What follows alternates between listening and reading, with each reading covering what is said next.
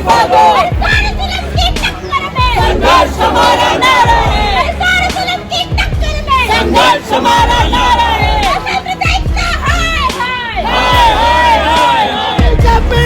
मुर्दाबाद मुर्दाबाद मुर्दाबाद मुर्दाबाद मुर्दाबाद।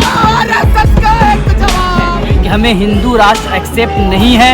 हिंदुस्तान एक लोकतांत्रिक देश था और लोकतांत्रिक देश ही रहेगा।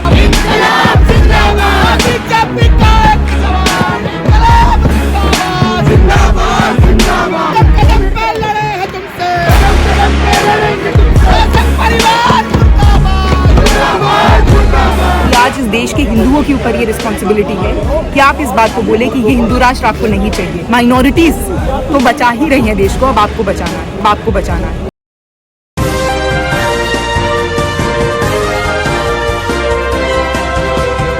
पल न्यूज के न्यूज रूम से मैं हूं आपके साथ नदीम अकरम। धर्म संसद के आड़ में जो मुसलमानों के नरसंहार का ऐलान किया गया, साफ तौर पर जेनोसाइड को भड़काने के लिए भड़काऊ भाषण दिए गए मंच से, और अभी तक देश के प्रधान सेवक यानी कि देश के प्रधानमंत्री श्री नरेंद्र मोदी जी खामोश हैं, और जिनके मुट्ठी में सारा पुलिस प्रशासन है देश का, देश के गृह मंत्री इसके ऊपर पूरी तरीके से खामोश हैं। और यही भाषण अगर मुस्लिम समुदाय की तरफ से या जो हुकूमत के खिलाफ बोलने वाले लोग हैं उन लोगों ने दिया होता तो अब तक एनएसए यूएपीए के तहत देशद्रोह का मुकदमा लगा करके जेल की सलाखों के पीछे डाल दिया गया होता। और ये लोग अभी भी खुले आसमान के नीचे आजाद घूम रहे हैं, जिसको लेकर के छात्र संगठनों ने इनके खिलाफ अब मोर्चा खोल दिया है। दिल्ली में प्रोटेस्ट का आह्वान किया गया, जिसमें तमाम छात्र संगठन के लोग एकजुट होकर के आए और मांग की कि आखिरकार गिरफ्तारी क्यों नहीं हो रही है, इन लोगों को गिरफ्तार क्यों नहीं किया जा रहा। यह सीधा सीधा हुकूमत और प्रशासन से सवाल पूछा जा रहा है। और ग्राउंड पर पहुंच करके हमारे संवाददाता ने लोगों से बात की है, क्या कुछ लोगों का इस पूरी घटना को लेकर के कहना है, एक बार इस रिपोर्ट पर नजर डाल लीजिए। आदाब नाज़रीन, मैं सैफुर रहमान और आप देख रहे हैं पल न्यूज़। मैं इस वक्त मौजूद हूँ उत्तराखंड भवन पर, और यहाँ पर बड़ी तादाद में मुजाहिरीन, इसमें स्टूडेंट्स भी हैं, सिविल सोसाइटी के लोग भी हैं और दीगर अफराद भी है मौजूद हैं।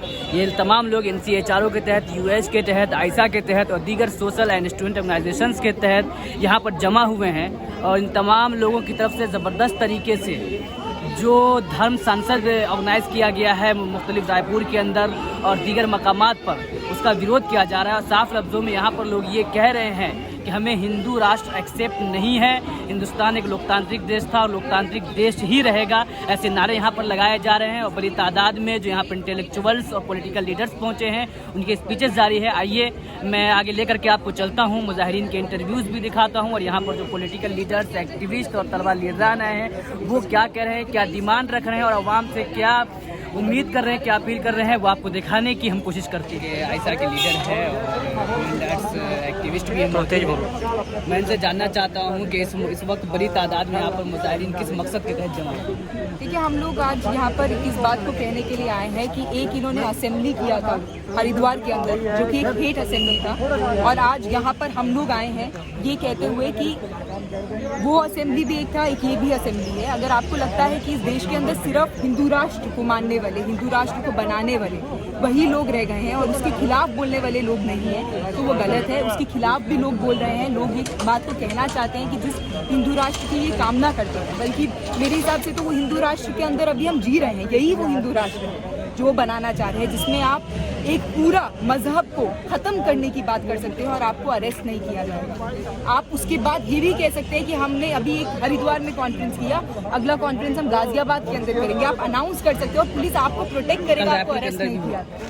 रायपुर के अंदर भी हुआ। लेकिन एक लोकतांत्रिक देश में जिस तरीके से खुले तौर पे जगह जगह धर्म सांसद कर करके एक कम्युनिटी के जेनोसाइड की बात की जा रही है और हिंदू राष्ट्र के नाम पे प्रोग्राम हुआ है, और एक जगह पे ऐसा भी देखा गया कि विपक्ष की सबसे बड़ी पार्टी रायपुर के अंदर कांग्रेस के लीडर्स रायपुर में उस प्रोग्राम के ऑर्गेनाइजिंग में शामिल थे, तो क्या ये माना जाए कि हिंदू राष्ट्र के खिलाफ कहीं ना कहीं सब लोग एक्सेप्ट करते हुए जा रहे हैं कि कांग्रेस के लोग इसमें शामिल हो रहे हैं? मेरे हिसाब से ये तो कांग्रेस को बहुत सोचना चाहिए, और सोचने की भी बात नहीं है ये। अगर आप इतिहास भी उठाकर देखें और अभी के भी जिस दौर के अंदर हम रह रहे हैं, ये सिचुएशन आया कैसे, ये कहीं ना कहीं उस सरकार का भी देन है और आज की सरकार का भी देन है। और एक चीज़, चाहे वो कांग्रेस की सरकार हो, भाजपा की सरकार हो या कोई भी और हो, अगर वो इस देश के अंदर एक हिंदू राष्ट्र को मानते हैं, अगर वो आरएसएस का हेडगेवार और गोवालकर की हिंदू राष्ट्र की कामना करते हैं, तो वो भारत के विरोधी हैं, वो इस देश के संविधान के विरोधी है, वो बाबा साहेब के सपने के विरोधी है। इस बात को बोलना पड़ेगा, चाहे वो फिर कोई भी सरकार हो, ए हो या बी हो।